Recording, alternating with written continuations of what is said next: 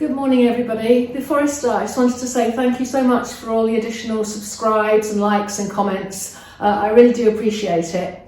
So what I wanted to do today was something a little bit different. If you remember a few months ago, if you were following me then, I mentioned that this year I was going to be developing a body of work about the landscapes that surround me here in Saddleworth, the moors, the woodland and the valleys in between.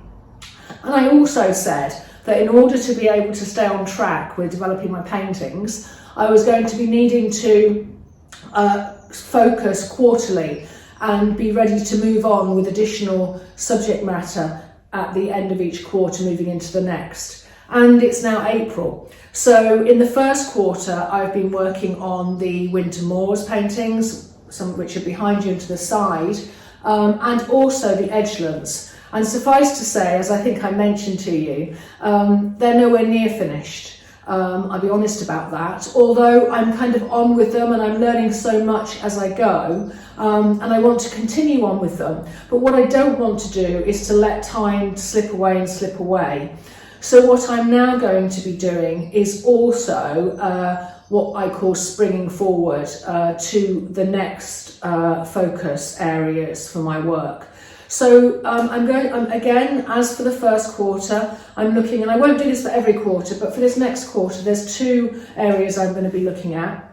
The first of them is the spring woodland, which is very much close to me here at the mill where I have a studio. And I'm using the woodland behind the studio as my sort of playground, if you like, for the exploration work. Now, in a minute, I'm going to just share with you how I kind of have dipped into that as a start point. And you may well have heard me talk about the fact that I'm actually developing an online course. And that online course is going to be focused on mark making and exploration of expressive and gestural mark making as a way of understanding our subject matter. And the spring woodland is something I am going to be using as an example and demonstrating within that course. But what I wanted to share with you today is a kind of how I sort of started to think about that before I even went out into the woodland, really, as some sort of initial freewheeling exploration that I've done in the studio. And then that's obviously going to take me into the much wider exploration on location, exploring all of the different aspects of the woodland, the lines, the shapes, the textures, the patterns and so on. So that's one project I'm going to be starting to look at now. And the second one is actually based on a landscape that is very close to me here, but also to where I live. And that landscape is one which I have been exploring quite a lot actually in the last year or so in the various lockdowns that we've had. And it's a landscape which gives me this wide view of the moors in the distance, but it also is a landscape which actually has the valleys, and I can actually go into and explore that landscape, and I've got allotments, and there's the cottages of the local town and so on. So it's kind of this sort of panoramic view, if you like. And I'm going to be using that as a basis for some exploration work.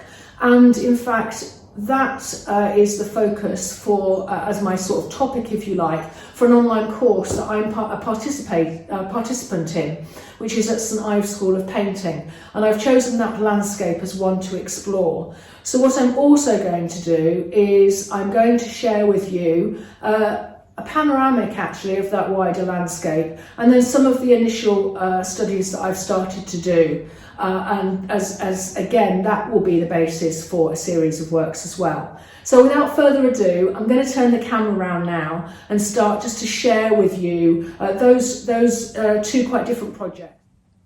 Okay, so here is a photo montage in David Hockney style, really, of the landscape that I have been talking about, which is got the moors in the, let me just go close in the distance, and then this is the interesting valley that I can walk down and up, and the cottages. And this is a really interesting valley. I don't know if you can see if I zoom in, but there are the allotments at the bottom and housing, and this is Mosley. And it's quite interesting to see, and at the front end, and the walk I take is actually along an embankment, an edge, what I call an edgeland, which has got these lovely stone walls and wires and posts and so on. So that's the sort of like the boundary into this landscape, if you like. And then you can go down and walk right down and into it, into this wonderful dip. And it's very sort of wild. There's lots of native trees and shrubs down there, but interestingly, the main shrub that you can see, I don't know if you can see, you probably can, is this rhododendron, presumably loving the acid soil that is also true for the heathers. So you've got these wonderful big, not in flower when I took these photos back in March, but this wonderful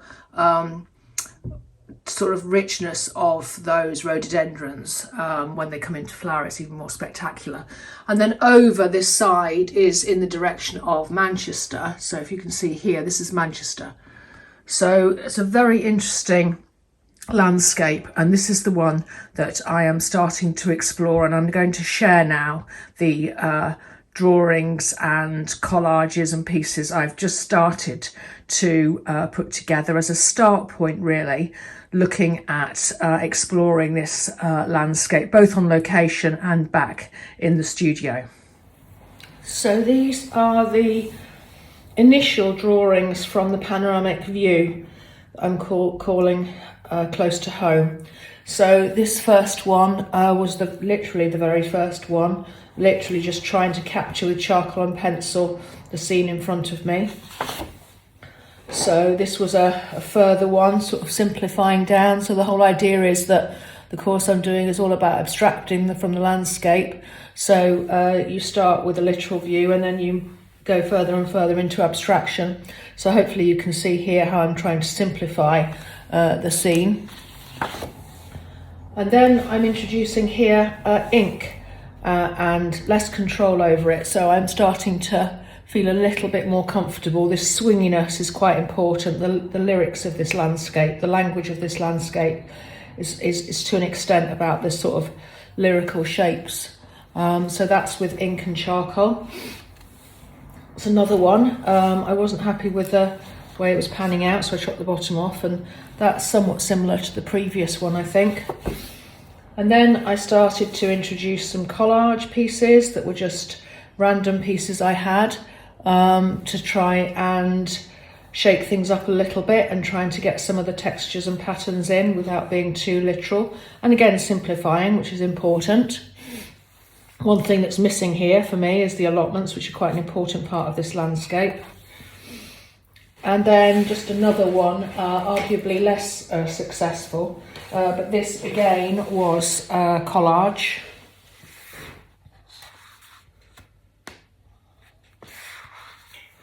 These papers stick together.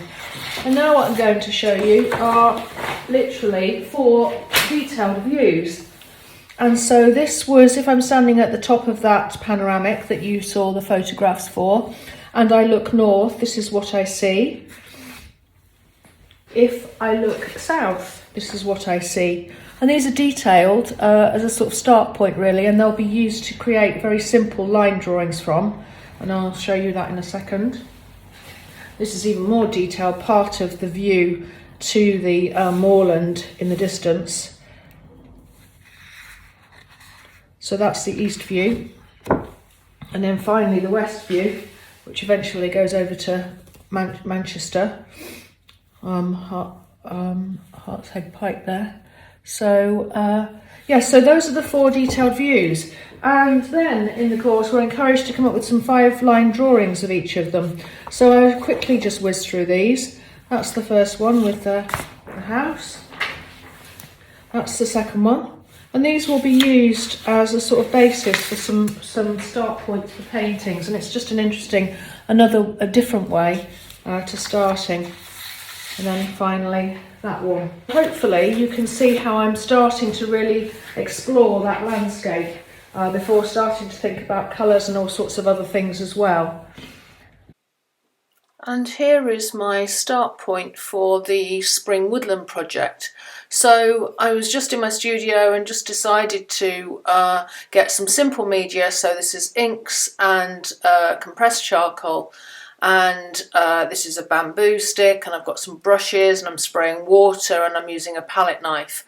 And I just set to with these tools to kind of almost record, if you like, what was in my mind's eye around how I kind of considered woodland in the spring, but without really too much overthinking, and just acting quite spontaneously. So although this is on a bit of a fast forward, I still did these studies relatively quickly. They only took about 15 minutes at most. So I was just, just responding to the first mark I made with another mark and so on, trying to create variety, trying to create something which kind of, for me, in my mind's eye, kind of reflected what I considered to be the spring woodland. And it's quite interesting now going out and doing the studies on location and coming back and looking at these studies. So I did this one, and then subsequently I've got another one to share with you. So this is the next one, and again very similarly done, but trying to obviously create something different, but just exploring, responding. The real sort of joy of this really is the water and the spidery lines, and being able to move the media around with the various tools.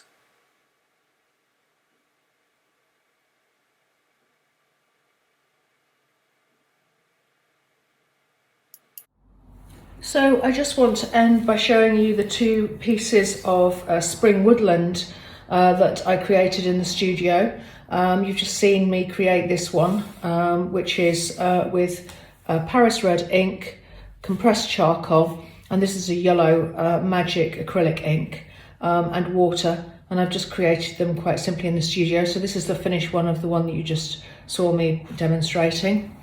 And then this is another one I did. And interestingly, although I did this in the studio prior to going out, I'd obviously had some experience of what's all around me with the woodland coming into leaf, but I hadn't done any studies. And these are quite interesting sort of start points before going out and doing work on location. So I hope that's you found that both those approaches helpful, looking at the big valley and then looking at the spring woodland. And I'll be sharing more about these projects as I sort of move forward with them. So thanks very much for watching, and please do like and subscribe if you haven't done already. And any comments, I always love to get comments, and happy to respond to them. So thanks again, and see you next time. Bye bye.